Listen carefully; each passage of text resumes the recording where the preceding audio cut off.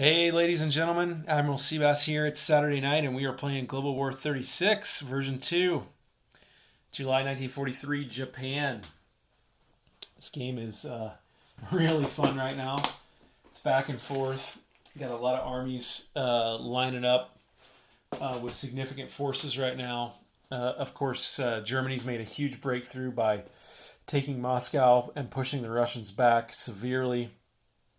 But there's lots happening. Japan is really fighting for survival now too, and fighting on four fronts as well. So every choice counts for Japan, who had 46 bucks, I think, to spend this turn. So they are going to do two destroyers. One of these will be built off of Japan. Another one will be built at the minor factory in Saigon. They're going to move their cruiser one forward, two mechs for Saigon, a fighter for Tokyo, a light tank for Johor, and an SNLF for Tokyo or Fukuoka. We got to start rebuilding up some amphibious stuff because by the end of the game, we've got to be able to go at Philippines and the Netherlands to get some of those victory points as well. So we do have some combat moves, not as many as we would like, but this guy here is going to go on convoy duty and try to take some more off of the FEC right there. We're going to try to take out these Netherlands blockers so that we're going to try to take out these blockers on combat movement so that these guys can move through here freely on non-combat, at least up to here, where we're going to build a destroyer to go along with them. So to do that, we're going to pull this sub down, and he's going to, can he get there? Actually, he's not at a naval base, is he? So you know what? I think I was assuming he could get there, but he can't. So, because 1, 2, 3, oh man, that stinks.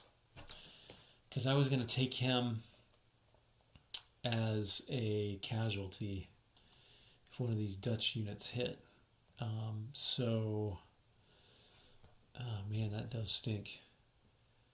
Okay, so he'll go into here and attack this Dutch sub like that. And then I'll just go ahead and do the rest of that combat move too.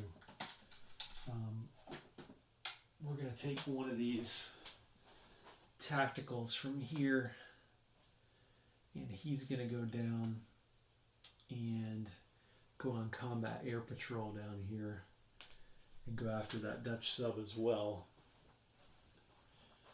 Now that stinks. So what can I get in here off of this fleet card? I guess I can get the light cruiser in there.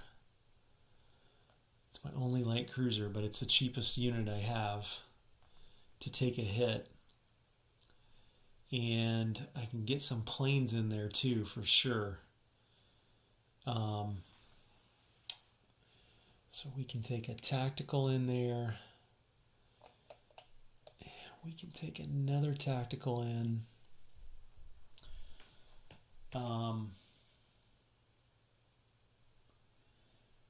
Yeah, this stinks not being able to get anything else in there. I can't get that coastal over either because he only moves one. So, and then I probably need to come in with this fighter too into there as well. I could lose a lot of air units here, but I got to take those guys out. So, or do I want to take a regular cruiser in instead of one of those tacticals? Or maybe instead of the fighter? Yeah, I'll take a regular cruiser in off of this card instead of that fighter. So the fighter will stay on that fleet. And we'll take a regular cruiser in there instead. And we'll just hope that the Dutch don't get lucky. Right here, we're moving these two mechs up into Burma. And we'll take that guy in there as well, like that, and he will have 5 left in his fuel tank. He'll have 4 left because we have long-range aircraft. And all those guys attacking the Dutch boats will have long-range aircraft as well. I don't feel really good about this attack against the Dutch, but I have to do it because I got to get the bulk of this Navy back up here to contend with the American Navy. So I really don't have a choice at all. And you know what? I might actually, since this fighter's now is not, he can't, unfortunately. Yeah, okay. So this fighter will support this attack, and he'll have 4 left in his fuel tank. And instead, this tactical that was in Siam will go on combat air patrol in Sea Zone 88 to try to take out at least one of those subs that are in there, like that. Let me put a target marker in there. I think I hear my daughter coming down here to talk to me. Let's see if it happens. And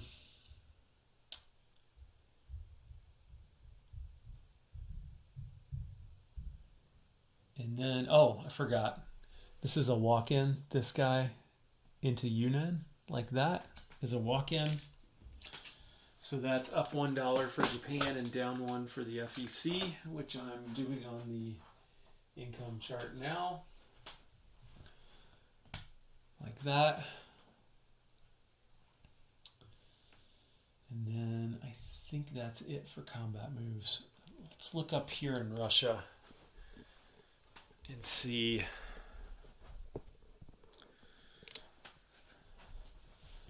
I could get 3 mechs into here. The problem is they would all attack at 1, and these guys both defend at 4, so it doesn't make any sense. I got a light factory that's going to come in here later. A light tank that'll be built at this factory later. Then he could join, but it's still not that great of odds. And I just can't. I need these aircraft to defend my fleet, so we're not going to do any combat move up here. Okay, so let's do this convoy raid down there. There's no Allied escorts on the line. So, but with ASW, advanced ASW, they get +1, and the coastal gets +1. So it'll just be a straight up roll here. And that's a buck that comes off of the FEC. So we'll take $1 off of the FEC and put it on that line, and then they get to shoot back at 1 to 2. And they miss. So I've put the buck on there. We'll take all that off.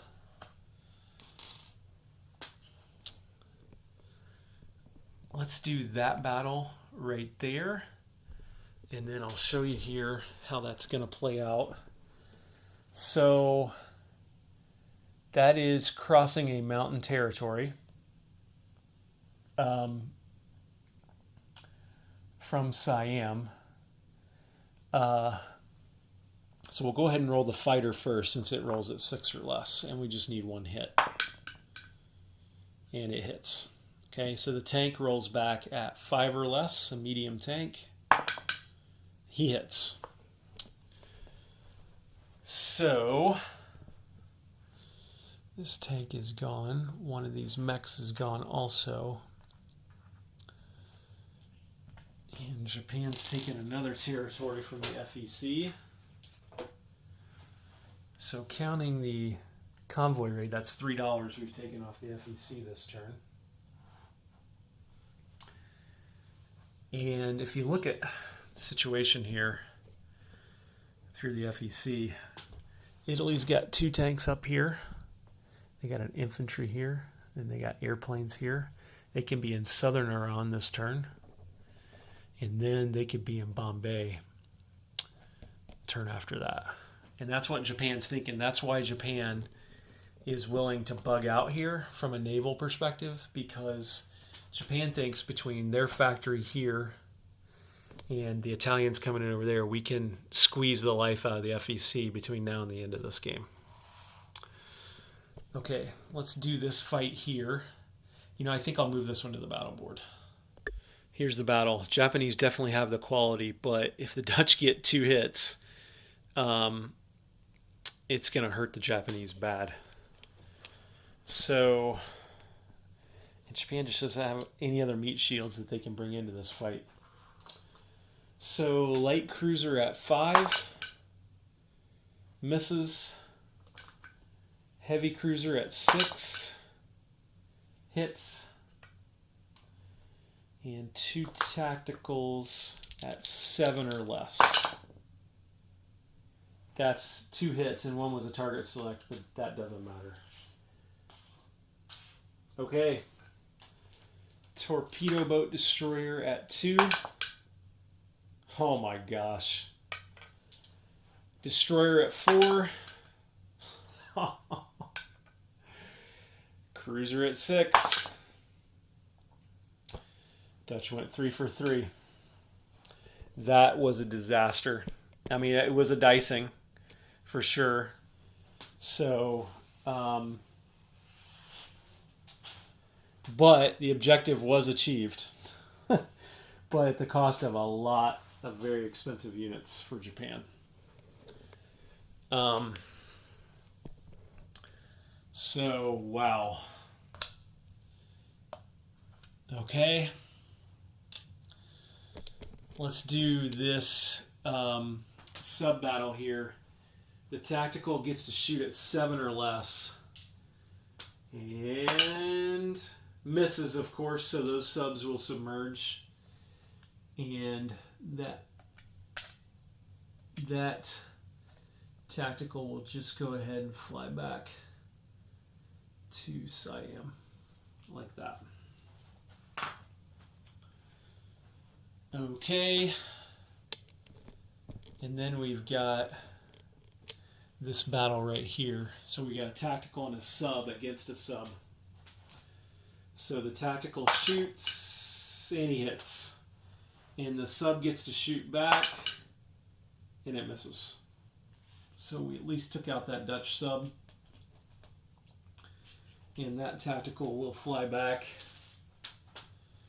and land on this escort carrier, which of course will fall over because they like to fall over. All right. Okay, let's do non-combat moves. Let's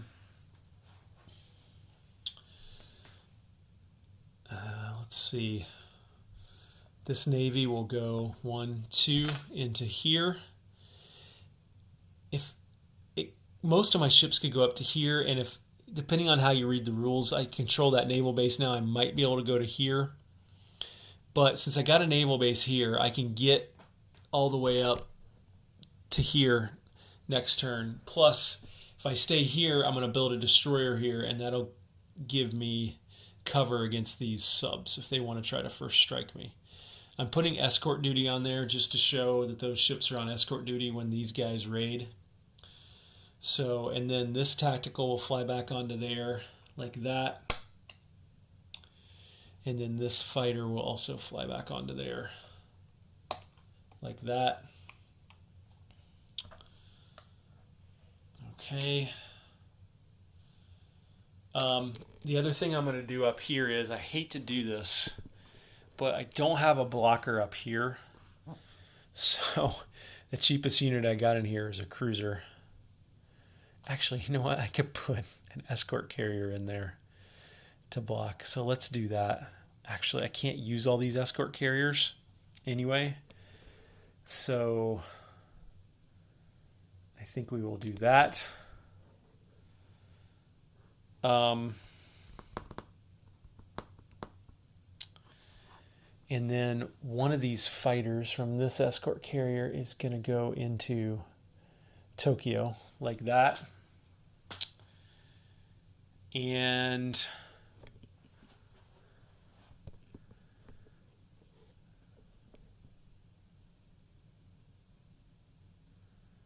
where else do I have non-combats? Probably up here. I want to consolidate some things. So, actually, you know what? This guy should have combat moved into here to take that. I'll let myself get away with that in retrospect. So Russia's down 1, Japan's up 1. And they can collect that because it's not a Russian home territory.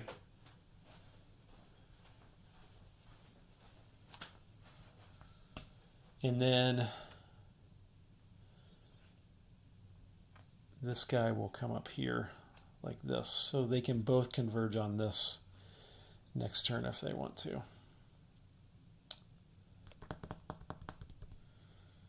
I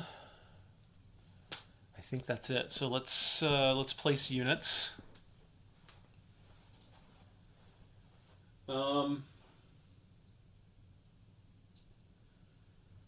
Okay, we bought another fighter for Tokyo. So I've got 3 fighters. If they want to come in to raid this major factory, they can bring that heavy bomber, and they can bring